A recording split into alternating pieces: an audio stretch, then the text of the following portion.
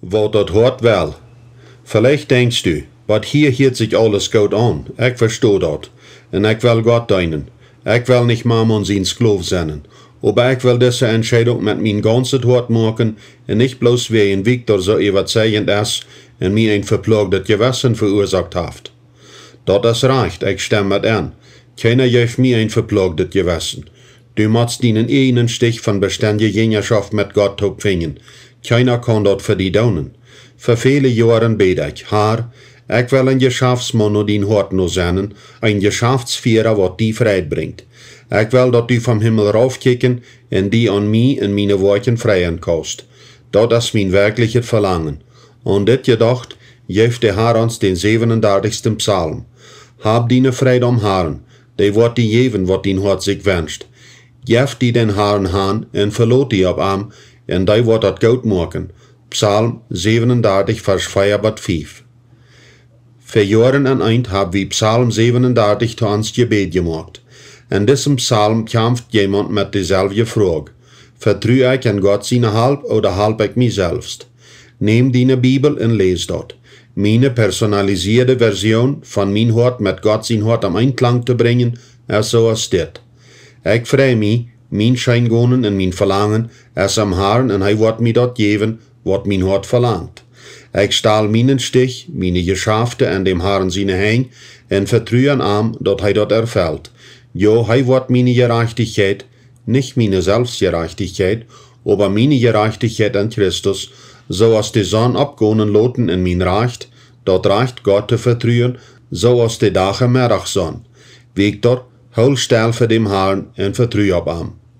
Victor Martens sein Gebet, gegründet auf Psalm 37, Vers 4 bis 7. Dit Gebet habe ich für viele Jahre von verschiedenen Übersetzungen allein und mit anderen taub gebet. Und weiter habe ich mein Hort durchgesucht und gefragt, will ich wirklich dort, was Gott will? Will hei, dat ich blieb? Gott, Herr, ich will, was du willst. Gib mir ein sparsames Hort, dat ich schaftig und zufrieden sein kann. Aber ich will, was du willst. Und Gott hat mir immer weiter aufgeprüft. Will ich wirklich, was er will? Will ich das wagen? Einmal antwortet Gott mir mit einem sinnmachenden Gedankenstich, wie ich han dann meine Probleme mit Glauben und Vertrauen habe. Ein pastoraler Arbeiter sagte mal zu mir, Victor, dein Problem ist, dass du alles sinnlich verstehen wirst. Aber das schafft bei Gott nicht. Die Sinn geht je in den Glauben. Eine andere Version, was ich hier ist dit. Was ist das Gegenteil von Glauben? Seinen. Was ich sei, brauch ich nicht glauben. Das mag sein. Ich mag dort glauben, was ich noch nicht sein kann, was ich aber weiß, dass es so ist. Das ist Glauben. Eine Hoffnung wird wie gerat. Aber eine Hoffnung, die einer sein kann, ist keine Hoffnung. Worum soll einer ab was hoffen, dort einer sieht? Römer 8, Vers 24. Hier ist die sinnmachende Gedankensuche, was Gott mir gibt. Wenn ich bloß dort will, was Gott will, und wenn ich bloß dort will, was Gott will, kann ich alles wählen, was ich will, und Gott wird mir geben, was ich will, wenn ich will bloß dort, was er will. Und was will Gott? Du weißt die Antwort all. Er hat Gedanken von Frieden und eine hoffnungsvolle Zukunft für dich. Wir wollen die nicht ein verplagtes Gewissen geben. Und da steht, weil wir die als Geschäftsführer lieber anladen, Gott sein finanzielles System zu prüfen. Die menschliche Seele verlangt Sicherheit und findet das waghalsig, aber du wirst von Gott vertrauen keinen Schaden erleiden. Gott gibt uns sein Wort und wir sind Zeichen von sein Treusein. Ich will die ermutigen, die dort zu wagen und die Gott zu übergeben. Kijkt nur Psalm 37. Mag die Vers persönlich und bete alle Tag, was der Import von den täglichen Gebet waren. Leer Jeremia 29, Vers 11 auch auswendig. Mag diese Wahrheit zu einem Ständer von deiner Denkweise. Vielleicht kannst du diesen Vers nu auch all auswendig.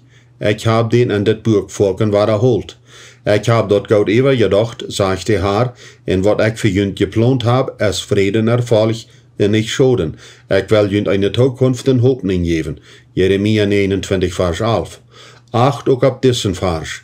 Der Herr hält die ganze Erde im Auge, um die Bieterstunden, was er mit ein ungedeiltes Hort vertrauen. Du hast dit mal sehr anweisend gehandelt, du wirst du von nu an auch Krieg haben.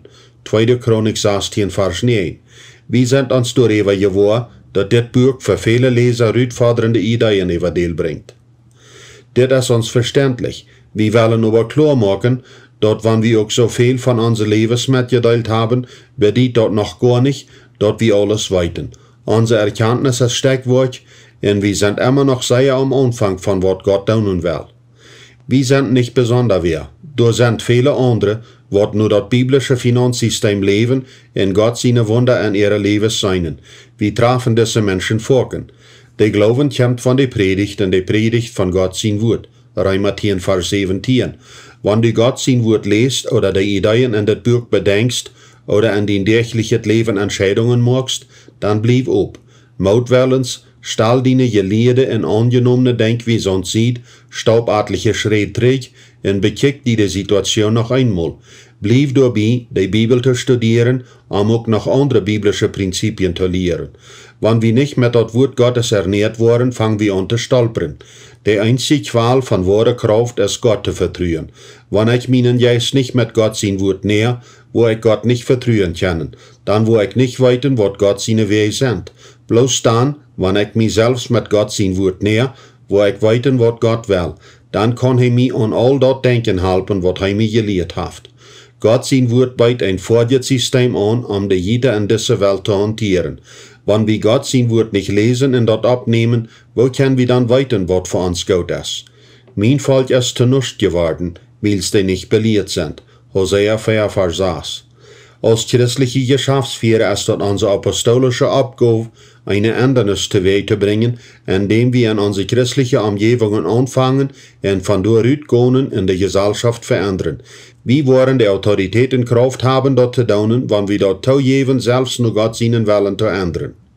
Gott siegt Menschen von allen Lebensberufungen, wat willig sind, sein Wort in Doten umzusetzen. Wo so? So dat das Königreich von uns her auf die Erde so kommen kann, als dort im Himmel ist, und die Menschen um uns dort volle Evangelium an die Arbeit seien, und dort vereint, antragend und wirksam wird. Gott, der du haben will, dort alle Menschen sollen gerat worden, und die Wahrheit kennenlernen. 1. Timotheus 2, Vers 4.